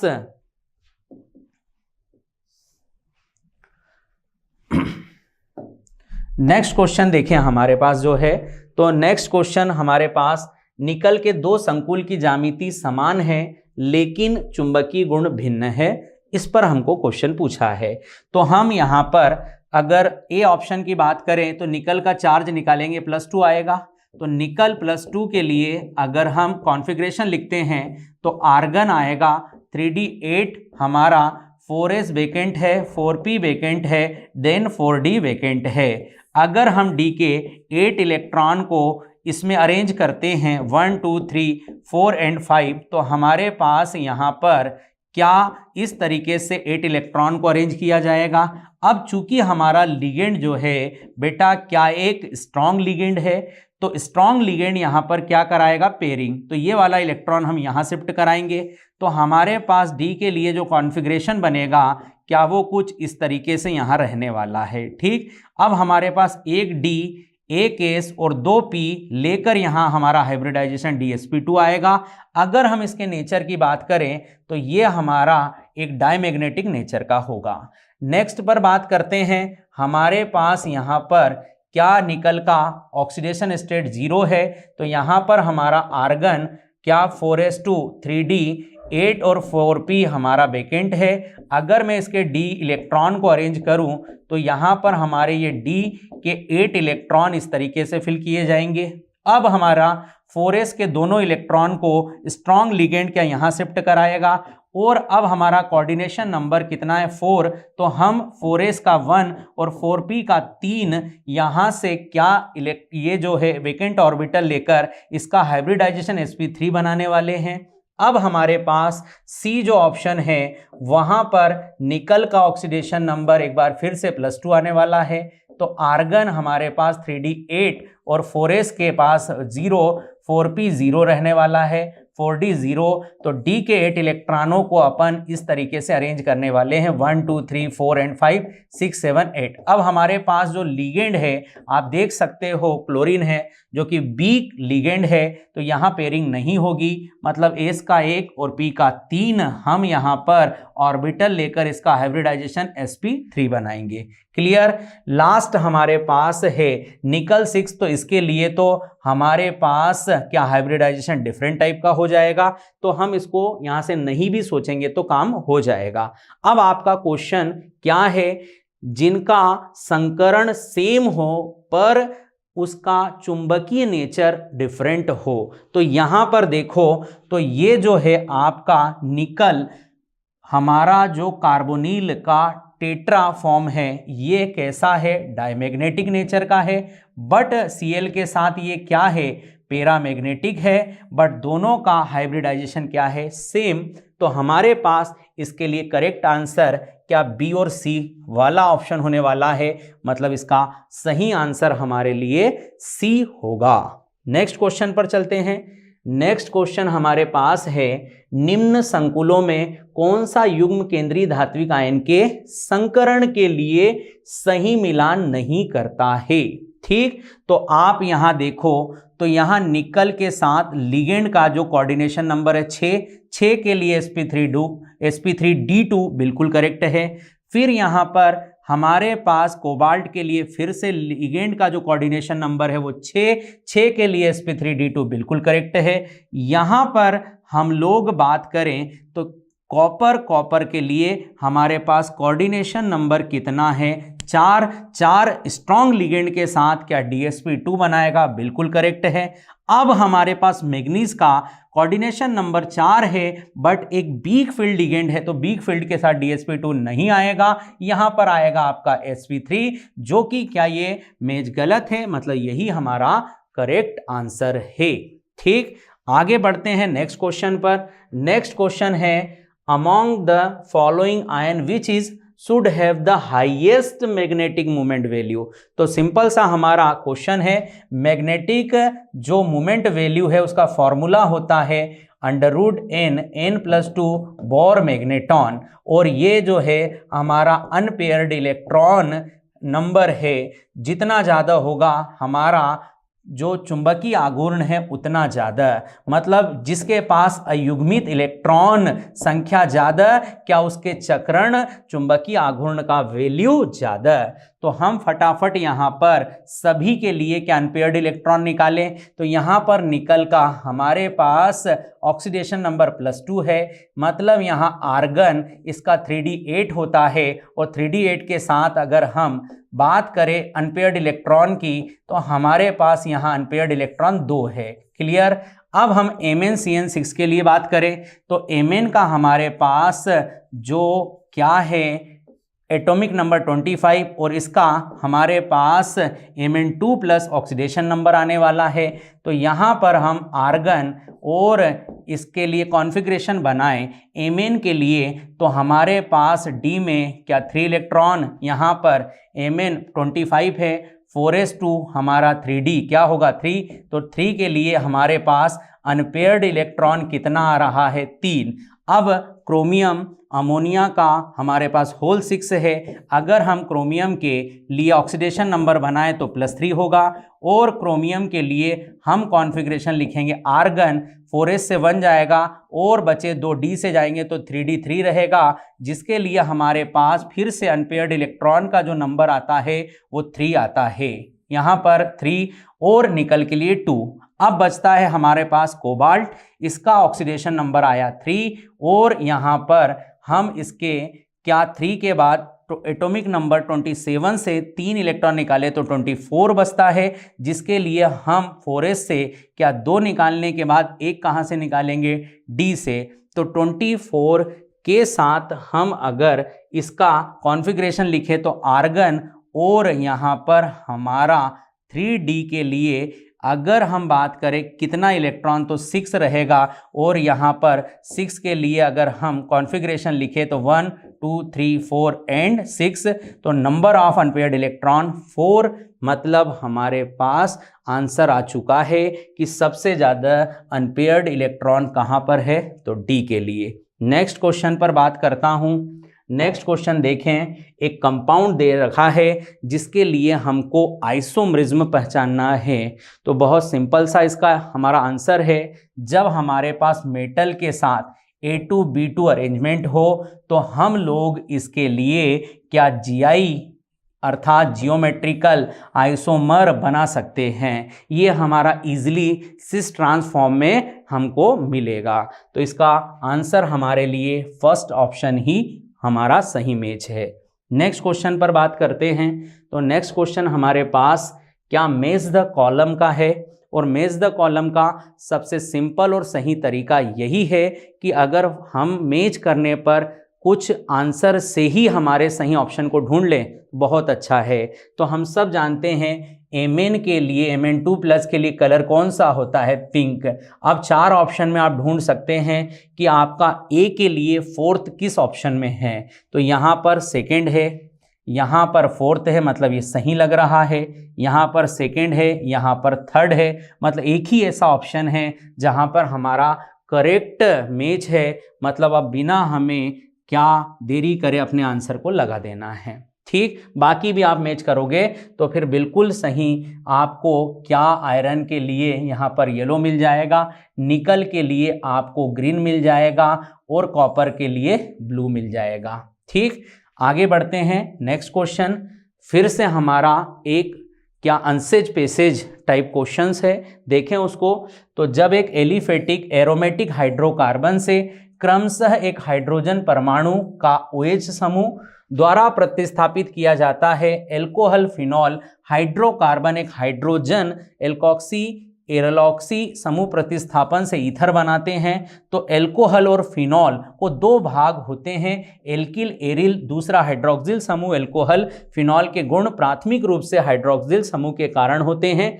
एल्किल और एरिल प्रकृति की साधारणता इनके गुणों को परिवर्तित करती है। एल्कोहल नाभिक स्नेही और इलेक्ट्रॉन स्नेही दोनों तरह से कार्य करता है, अभिक्रिया है, जबकि फिनॉल रासायनिक अभिक्रिया में इलेक्ट्रोफिलिक सब्स्टिट्यूशन दर्शाते हैं। यह हमारा अनसेज पेसेज है। अब इसके आधार पर हम इसके क्वेश्चंस पर बात करते हैं। तो हमारे पास पहला क्वेश्चन है, एस्प्रिन का स्थिरीकरण उत्पाद है। बहुत फेमस क्वेश्चन है। हमारे पास यहाँ पर क्या सैलिसिलिक एसिड होता है जिसको हम अर्थोहाइड्रोक्सी बेंजोइक अम्ल कहते हैं। इसकी हम एसिटिक एनहाइड्राइड या एसिटिल क्लोराइड के साथ रिएक्शन कराते हैं। यहाँ से रिएक्शन के बाद हमको एसिटिल सैलिसिलिक अम्ल मिलता है। यहाँ से H यहाँ से Cl हटाकर हम इसका प्रोडक्ट बनाते हैं कुछ इस तरह से OOC CH3 और यहाँ COOH। इसको बोलते हैं एसिटिल सैलिसिलिक अम्ल, जो कि हमारा एस्प्रिन होता है, जो कि हमारा फीवर में दी जाने वाली क्या मेडिसिन होती है, जिसका हमें स्ट्रक्चर, नाम और कई तरह के क्वेश्चन अब तक पूछे गए हैं। तो ये है एसिटिल सैलिसिलिक अम्ल। ठीक है, तो एस्प्रिन का एक स्थिरीकरण उत्पाद हमारे पास है जिसका सही आंसर है अर्थोहाइड्रोक्सी बेंजोइक अम्ल का। अगला नेक्स्ट क्वेश्चन चलते हैं। तो हमारे पास नेक्स्ट क्वेश्चन में एक रिएक्शन दिखी जहां पर फिनॉल है, क्लोरोफॉर्म है और बेस है।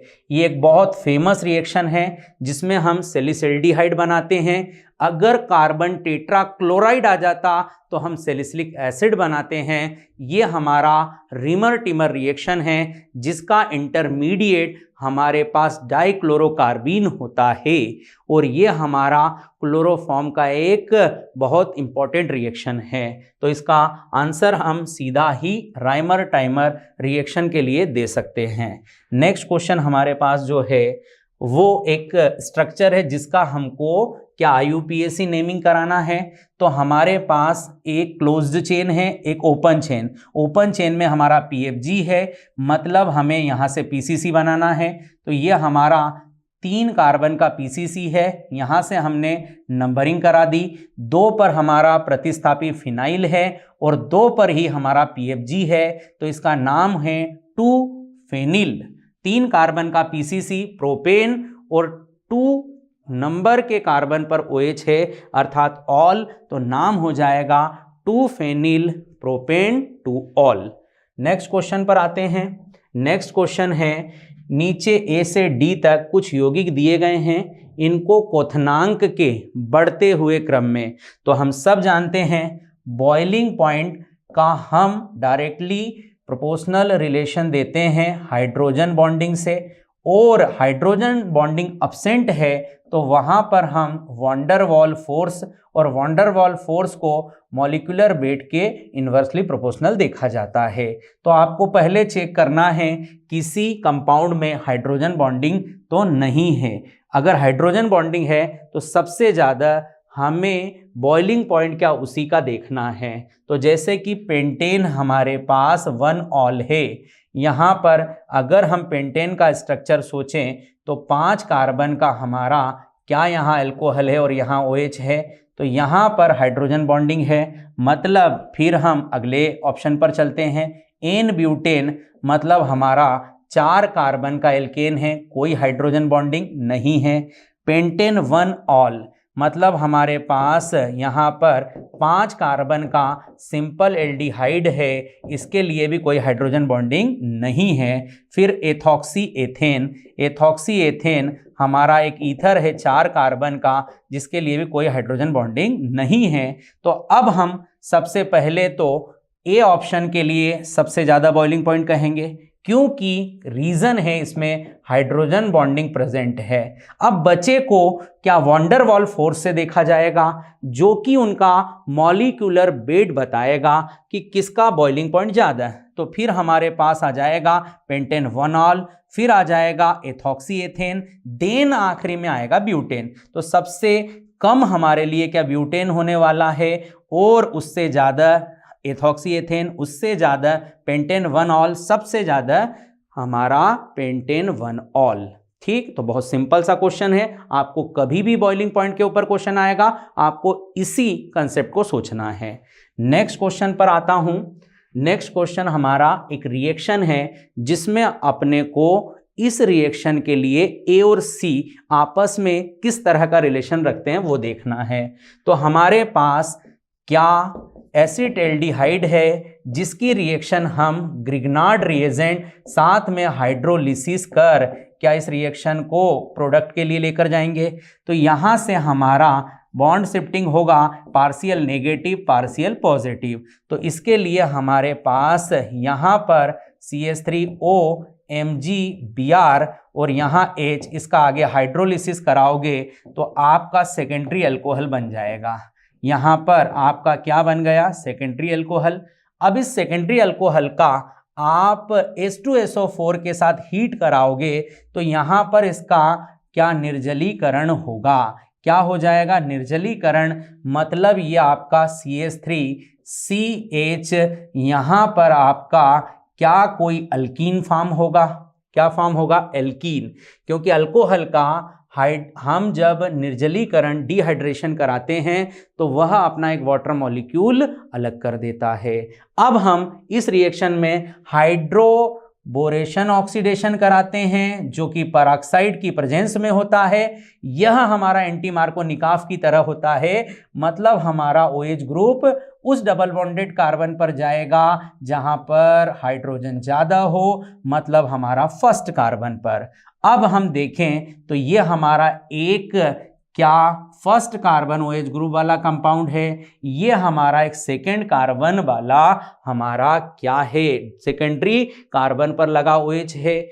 यहाँ दोनों जगह OH की पोजीशन क्या हो रही है, चेंज। और हमें मालूम है कि जब दो आइसोमर में फंक्शनल ग्रुप अलग अलग पोजीशन के लिए सेम मॉलिक्यूलर फार्मूला के साथ होते हैं तो ये आपस में पोजिशनल आइसोमर कहलाते हैं। तो हमारा A और C आपस में क्या पोजिशनल आइसोमर होने वाला है। ठीक, अब इस तरीके से हमारे पूरे 50 क्वेश्चन का सॉल्यूशन मैंने आपको यहाँ पर कंप्लीट कराया। आप इसकी हेल्प से अपने पेपर को अच्छे से सॉल्व कर आगे आने वाली एग्जाम को और बेहतर बनाएं। तो आप सभी को बहुत बहुत धन्यवाद।